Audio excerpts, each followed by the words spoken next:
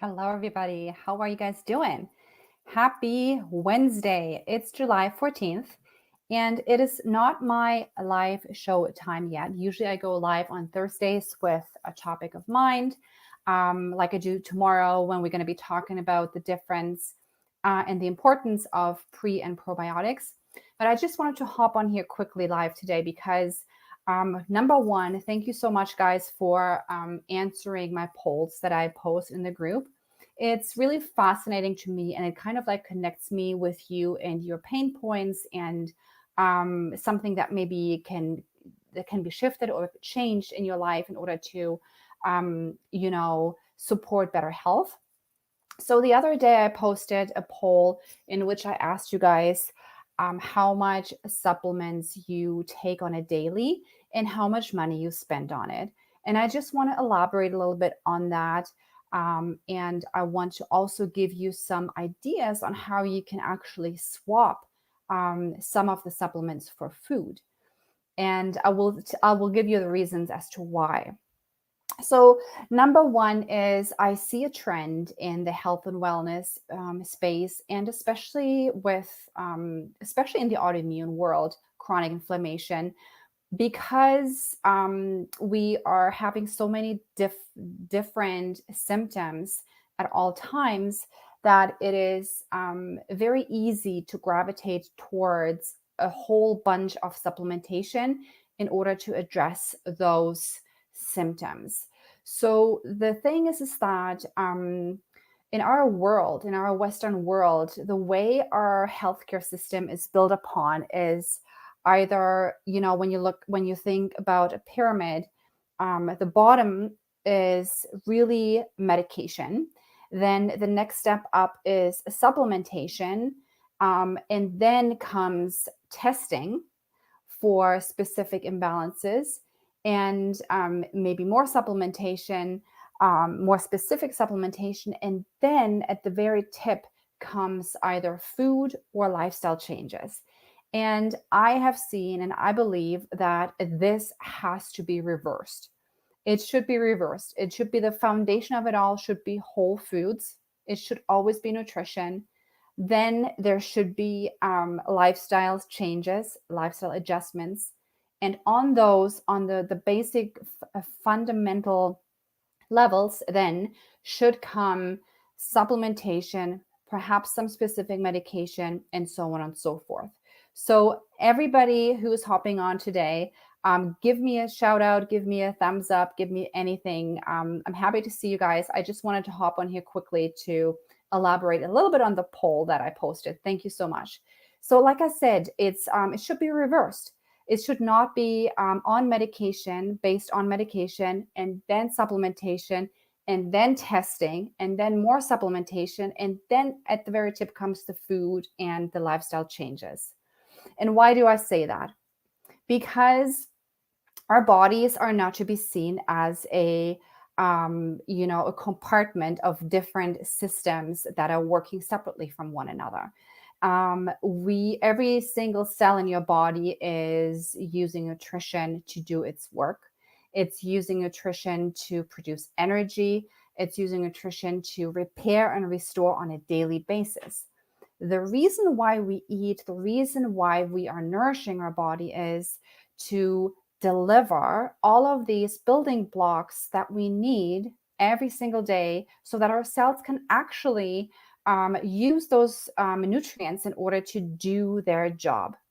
Once our body's out of balance, which happens in chronic inflammation, then we tend to see deficiencies, and then we tend to see us gravitating towards, or us being directed by practitioners to just fill those deficiencies with supplementation. And oftentimes we don't even, get the input from practitioners around supplementation. Sometimes we are just even doing our Google research ourselves and kind of like trying to match symptoms with, specific vitamin deficiencies. And then, or we listen to a number of different people on the internet or wherever that say, you know what, this could be a magnesium deficiency. So we go run and then we add magnesium into our diet. So I'm a holistic nutritionist, I'm a holistic practitioner, and I have come to see I was myself on a whole slew of different supplementation that were suggested to me by several practitioners, naturopathic doctors, functional medicine doctors, and all of it. And which was fine. And I took them and they helped a little bit, maybe here and there. They filled a gap. But then it clicked in my head, and I was thinking, okay, so I'm taking all of the supplementation now. How long do I have to take this supplementation for? Like, what is the end goal for me by taking the supplementation? Are these supplements meant for me to reach a certain balance in my body so that I can actually get off of those supplementations? Or is it something that I have to take for the rest of my life, similar to medication, right? Which didn't make sense to me because I knew intuitively that the way I nourish myself is feeding my cells. So I got a little weary about the whole supplementation field because it's really also a huge money maker. So that is why I posted that question, just to get a sense of how many supplements you are actually taking. And I actually looked at the results, and I noticed that a lot of people are taking over 10 supplements a day. That is a lot of supplementation. That's a lot of supplementation. And the average takes 4 to 6, which is also quite a bit. So that is the majority, takes between 4 to 6 supplements a day. And then, 6 take over 10 supplements a day. So I can tell you that at any given day, I'm not taking more than 3, maximum 4 supplementations a day. And when I say that, it's not synthetic supplementation. So it's supplementation that are actually food, right? So nutraceuticals in forms of tincture, in forms of food, powder, and all of that. And I want to give you some reasons as to why I believe that supplementation are not the way to go in order to balance our health. And then I'm going to give you 3 tips that you can start doing, um, and try to find a way to swap supplementations for food. Okay. So the reasons why I'm always questioning the overabundance of taking supplementation in your life is because think of supplementation as something synthetic. Unless you're taking supplementation that are food based, whole foods based, tinctures, herbal based botanicals, that's a different area of supplementation. But I'm talking about synthetic supplementation, pills, right? And all of those tablets and pills and synthetic powders and such. Those supplementations, those specific nutrients are being extracted. So they are on their own. Now, think about food. Can you tell me one food that only has one vitamin or mineral in it? It doesn't exist. Food comes with a whole lot of different nutrients and vitamins that all work in synergy with one another. There is vitamins that are reliant on minerals in order to do their job, and vice versa. So there's a reason why nature created what it's created, so that those vitamins can react in synergy in different areas of our bodies. So if you take this one specific supplement that is an extract of something, you only get that one vitamin. And it might not be as efficient as food in your body because it's extracted, and it doesn't have the accompanying minerals and other vitamins that it needs in order to function properly, right? Another thing is there's a lot of fillers in supplementation. So always check the ingredients to make sure that there's not a whole lot of synthetic fillers that can actually cause you more inflammation or can make your body react to something, which is critical, right? So I find that there's a lot of junk in those supplementations. There's rows of them. And sometimes it's so overwhelming, you don't even know which brand to take. and take a look at the ingredients and see what's actually inside in terms of fillers. Okay, if there's anything that you don't even know what it is, I wouldn't buy it, or I would at least check it to see what that filler actually is that you're putting into your body. And number 3 point as to why I always try to step away from over supplementing is the dosage. So when you eat food, you know that the food includes a lot of different parts and nutrients that all work together, and your body is able to take all of these nutrients and assimilate them in a way that it's beneficial to you, right, in terms of dosage. And the rest is being excreted. Now, with the vitamins or minerals that you're taking or other supplementation, you just don't know what the dosage is that your body needs for any specific purpose.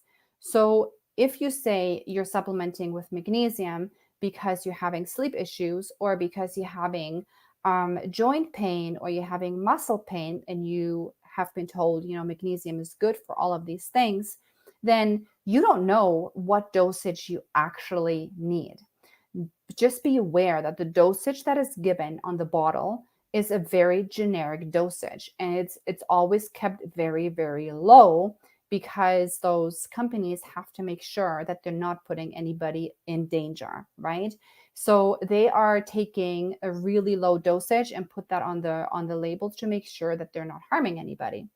So, however, for you personally, that might not be enough, right? So, this little bit of magnesium might not be enough for you to actually get the results that your body needs. Maybe you're so deficient in magnesium that you need way more than what's on the bottle. So, it's very tricky to really find the right dosage when you're just supplementing because of supplementation purposes. Same thing with vitamin C. I mean, everything you're taking is going to be flushed out, but some of the stuff is just sometimes if you're supplementing with certain vitamins, specifically the B vitamins, which are so in sync with one another, if you are supplementing with B12, heavily, then know that another B vitamin can become very deficient because of over supplementing. So that is why those are the three things why I never recommend to solely go with supplementation in order to address um, nutrient deficiencies or to address health issues. What I say is go with the food, number one. And number two, I'm going to go into the 3 tips now, because I'm going to give you 3 tips where you can assess and how you can try to swap supplements for food. So, number one is take inventory of your supplements that you're taking, and then do your research. Take inventory. So let's say you're taking 10 supplements, write them down and do your research and know what those vitamins actually benefit you with in your body, or match them with the symptoms that you're experiencing, right? So be aware of what you're taking, um, increase your knowledge around it, and then decide if there's anything that you can possibly, number one, even need. If you need some vitamins that you're not sure if you even need them. And then number two is try to replace some of those vitamins that you've been taking just without thinking, and try to see if you can replace them with food sources, because know that all of the supplements that you're taking are in food, right? So there's certain food groups that are very rich in vitamin C. There's certain food groups that are very rich in iron, and because those two showed up as one of the ones that are heavily supplemented. And also understand and maybe educate yourself around why. Always ask the question why. Like, go upstream and finding out, why am I deficient in this? So don't just say, well, I'm having nutrient deficiencies in iron, my iron is low, so I'm supplementing with iron because of that. Ask yourself the question, why am I low in iron, right? Educate yourself around how is iron being absorbed in your body, because I can tell you that iron is something that is the levels of iron absorption is not something that is just it's very specific. There's only a specific amount of iron that your body needs, and it's not very big. It's actually very small, and it can be very much um, achieved by food and by proper digestion. So go that extra step and see, how is my iron being absorbed? How is it digested? How is my iron going to be going to the cells? Is it my digestion that's not working? Is it my absorption that's not working? And then try to do that work. Try to do that work and try to work on your digestion and your absorption, whatever it is that needs to be done in order for your body to absorb the iron better, right? Because just going ahead and throwing that supplement into your system is not going to help you long term to level out that iron level, so you get the levels up. Okay, so number 2 is assess your symptoms and really see if there's work to be done in your body on your digestion or different areas that needs to be the supplementation, and what kind of foods can you swap. Do your research, do your education. What kind of foods can you swap for the supplements? Okay, what food groups do you have to add in more or increase in order to get the vitamins in food form, which is much more bioavailable for your body and much easier to absorbable, and in addition gives you all of those other factors that will help you to absorb the vitamins much better. Number 3 is educate yourself around what each supplement does. So it does, and how you can replace it with food. Okay, so those 3 tips again. Number 1, take inventory of the supplements and do the research. Why are you taking the supplements? What are the reasons? What are the symptoms? Number 2, assess your symptoms and see if it's go upstream and try to find really the root cause or the source of you not being able to process the vitamins, or the reason why you're deficient. And number 3, educate yourself around what each supplement does and how you can replace it with a food source. So I hope this was helpful, you guys. And let me know in the comments if there's any questions. And also put in the comments if you catch this during a replay. And the last thing I want to say today is I am actually super, super excited to have one of our group members come on with me on IG, Instagram tomorrow. So tomorrow I'm going to go live with Ali. She's part of our wonderful group. She is a wonderful person, and she has a beautiful story to tell about how she is progressing through her autoimmune disease in a way that is really inspiring. She's putting in the work. She's really taking action on becoming much healthier, and she's putting in the steps and the work. And I'm super excited to have a conversation with her. And I'm going to be doing these IG lives more often. And if you like me to, I can also bring on more people to share stories inside this group, because I find that storytelling is something so profound. It can be such a motivator. It can be just such a spark for us to start working on our own health and get over the hump. And so that is why I'm starting this. I'm super excited for that. So Ali, I'm going to tag you underneath this video. I'm super excited for us to have that conversation tomorrow. And if you can jump on tomorrow, I think it's at 10 o'clock or 11 o'clock Eastern. I'm not sure. I have it in the feed. Come on over to IG and listen in to what Ali has to say. This is it from me for today. I will see you guys all tomorrow for the Thursday Live show, where I'm going to be talking all about prebiotics and probiotics. And I hope that you guys have a wonderful day. See you guys later. Bye.